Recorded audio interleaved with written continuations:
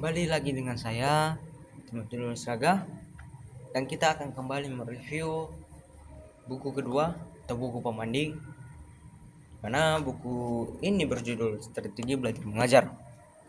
Yang penulisnya adalah Dr. Handus Saiful Bahri Jamara, Magister Agama, dan Dr. Handus Aswan Said. Nah, ada beberapa yang harus kita pelajari dalam buku Strategi Belajar Mengajar. Dimana poin pertama adalah konsep strategi belajar mengajar. Nah, poin kedua adalah hakikat ciri dan komponen belajar mengajar. Poin ketiga adalah berbagai pendekatan dalam belajar mengajar. Poin keempat adalah kedudukan pemilihan dan penentuan metode dalam pengajaran. Bab 5 keberhasilan belajar mengajar. Bab ke-6 bab ke-6 penggunaan media sumber belajar dalam proses belajar mengajar. Bab ke-7 beberapa teknik mendapatkan umpan balik. Bab ke-8 pengembangan variasi mengajar. Bab yang ke-9 adalah pengelolaan kelas. Nah, sebelum kita masuk dalam poin-poin tadi yang sudah saya jelaskan, dimana kita tentu haruslah baik dalam mencari sebuah buku dan memahami pendidikan itu tidak melalui secara formal saja, yaitu informal melalui buku ataupun dari media sosial juga kita bisa pelajari yang bertujuan dalam pengembangan pendidikan kita sebagai seorang siswa, mahasiswa, dan juga guru, orang tua, dan lain sebagainya. Nah, langsung saja kita masuk poin yang ke pertama dalam buku kedua, buku pembanding, yaitu strategi belajar mengajar.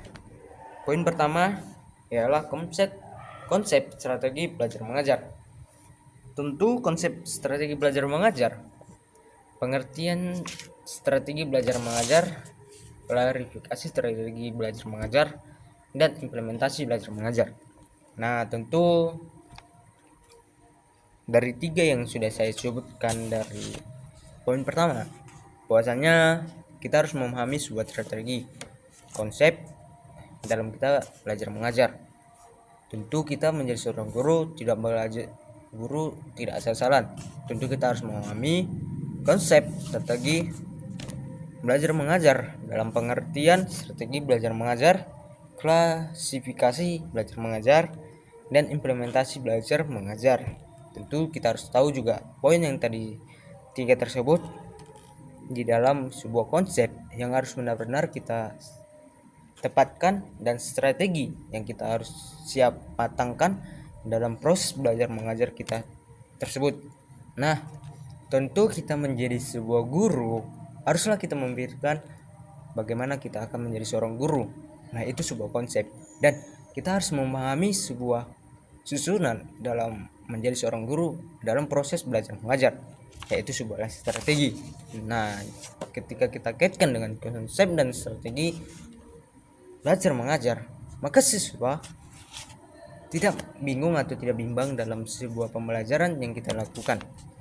Maka diperlukan adalah konsep dan peran dalam belajar mengajar. Nah, tentu itu sangat penting bagi kita semuanya, baik siswa, guru, dan dosen maupun orang tua dan masyarakat yang lainnya. Kita harus mempunyai konsep dan strategi dalam pengembangan belajar mengajar kita. Nah, poin yang kedua yaitu hakikat ciri dan komponen belajar mengajar. Hakikat itu ibaratnya kita mempunyai daya tarik dan ciri kita, bagaimana ciri khas kita dalam mengajar. Atau kita dalam ciri khas kita belajar itu membuat kelompok dan bertanya bagi siswa-siswa, maka itu menjadi ciri khas kita dan kita mempunyai komponen yaitu sebuah susunan dan tataan dalam kita belajar mengajar. Nah, ketika belajar mengajar itu sangat penting bagi kita semuanya, karena hakikat pendidikan belajar mengajar kita memahami semua secara luas, yaitu konsep dalam belajar mengajar dan ciri-ciri belajar mengajar kita ini sebagaimana. Nah, apakah dia daya tariknya meningkat atau daya tarik kita menurun. itu sebuah ciri khas belajar mengajar dan komponen-komponen bagaimana kita dalam mengajar. Nah, komponen-komponen dalam belajar ini sebagai daya tariknya ialah membangun aktivitas dalam belajar, dalam proses belajar kita sebagai seorang guru maupun dosen maupun orang tua sebagainya atau siswa. Nah, kita harus mempunyai 3 poin dari poin yang kedua, yaitu hakikat ciri dan komponen belajar mengajar. Nah, tentu haruslah kita pahami, haruslah kita tingkatkan bagaimana hakikat kita sebagai seorang belajar mengajar dan ciri kita sebagai seorang belajar mengajar dan komponen kita sebagai belajar mengajar baik di kelas maupun di luar kelas. Kita harus mempunyai 3 poin tersebut dalam poin yang kedua.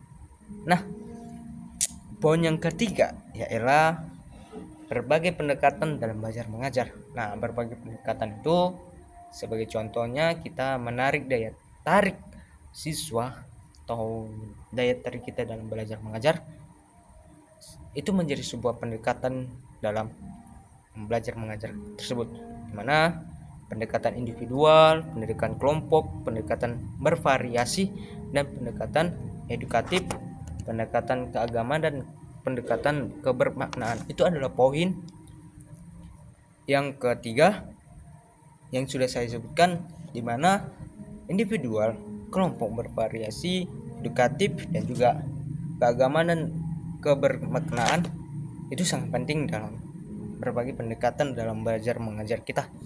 Nah, tentu pendekatan tersebutlah itu adalah pendekatan kita dalam belajar mengajar. Tentu tidak gampang kita mendekati individu, kelompok, bervariasi, edukatif, keagamaan, dan kebermaknaan. Nah, itu tidak gampang teman-teman, karena pendekatan itu butuh waktu dan butuh upaya kerja keras, jerih payah kita dalam pendekatan dalam belajar mengajar tersebut. Nah, itulah poin yang ketiga. Nah, masuk kita akan poin keempat, di mana poin keempat ini adalah kedudukan pemilihan dan penentuan metode dalam pengajaran. Nah, di mana ini sangat pas atau masih sangat penting, di mana kita harus memilih dan menentukan metode dalam pembelajaran kita, di mana banyak sekali pemilihan dan metode kita sebagai seorang belajar mengajar atau kita menjadi seorang guru. Kita harus kan tentu mempunyai pemilihan dan penentuan metode dan pembelajaran. Ada juga poin yang harus kita pelajari dari poin keempat, yang keempat maksud saya ialah kedudukan metode, pemilihan dan penentuan macam-macam metode, dan praktik penggunaan metode mengajar. Nah, itu poin yang keempat yang ada di poin yang ada poin yang keempat, dan dari poin yang keempat tersebut, di mana poin tersebut haruslah kita benar-benar mempunyai kedudukan, harus mempunyai pemilihan, mempunyai macam, dan mempunyai praktik penggunaan dalam metode belajar. Nah, itulah poin yang keempat yang sudah saya sebutkan. Dan poin yang kelima yaitu keberhasilan belajar mengajar. Sebagai kita seorang belajar mengajar atau menjadi seorang guru, dosen, dan sebagainya, tentu kita mempunyai rasa kebanggaan dan rasa berhasil dalam kita belajar mengajar. Nah, di sini ada poin di mana kita harus mempunyai indikator pengertian, penilaian tingkat program, dan faktor-faktor yang mempengaruhi keberhasilan belajar mengajar. Nah, ketika kita sudah mempunyai poin yang keenam tersebut dalam poin yang kelima, ya tentu kita sudah berhasil dalam belajar mengajar dengan meningkatkan terus-menerus keberhasilan kita dalam belajar mengajar. Itulah poin yang kelima. Nah, selanjutnya adalah poin yang keenam, di mana penggunaan media sumber belajar dalam proses belajar mengajar, di mana kita harus mempunyai media. Tentu kita tidak mau menggunakan media secara biasa saja. Sebagai contoh, kita menggunakan media papan tulis, cuma menulis menerangkan dari mulut dan apa yang kita ketahui kita jelaskan di melalui papan tulis. Tentu tidak efisien atau tidak menjamin semangat dalam siswa. Nah, di sini kita harus mempunyai penggunaan media. Sebagai contoh, kita menggunakan Infocus, menggunakan YouTube, menggunakan Google dalam media pembelajaran kita. Nah, itu sangat membantu dalam proses belajar mengajar kita dan mampu mengembangkan media yang kita punya dalam proses belajar mengajar kita, dan mempunyai prinsip-prinsip dasar pertimbangan dan pengembangan dan pemanfaatan media sumber belajar mengajar dalam proses media belajar yang kita